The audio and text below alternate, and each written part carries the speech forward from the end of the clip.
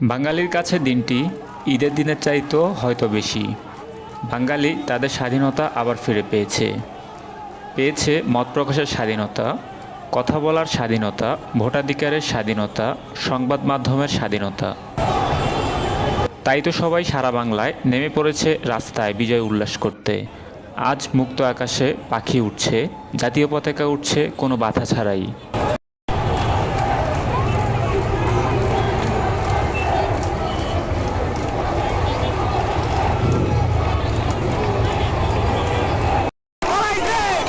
মানুষ হাঁটছে ফ্লাইওভার দিয়ে, এমনকি এলিভেটেড এক্সপ্রেসওয়েতে চলছে বাইক, রিক্সা, যেগুলোর কোনো পারমিশন ছিল না।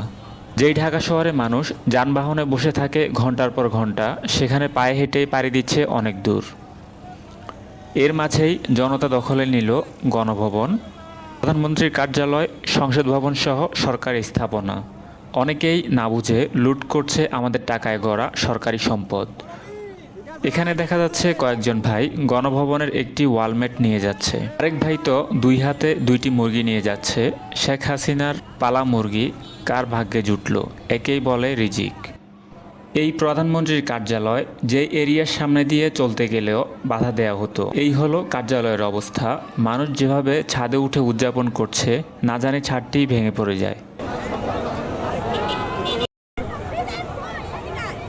বেলগাছের অবস্থা, সব বেল কাঁচা, তাও মানুষ পেরে ফেলছে। প্রধানমন্ত্রীর কার্যালয়ের বেল বলে কথা।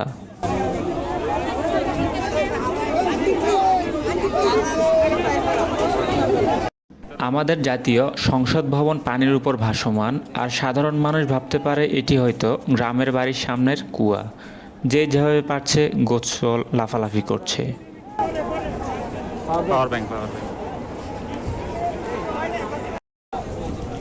তবে এইসব প্রোটেক্টেড এরিয়াতে এই সুযোগে সবাই ঘুরে দেখে যাচ্ছে, যাদের সাধারণ মানুষ হিসেবে কখনোই অ্যাক্সেস ছিল না।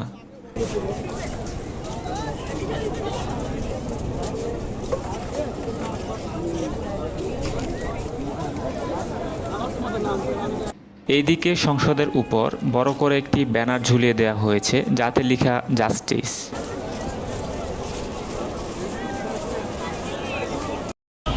ইতিমধ্যে রাস্তায় ছাত্র জনতার পক্ষ থেকে ভলান্টিয়ার নেমে গিয়েছে। ছাত্র জনতার হাতে দেশটা অনেক সুন্দর।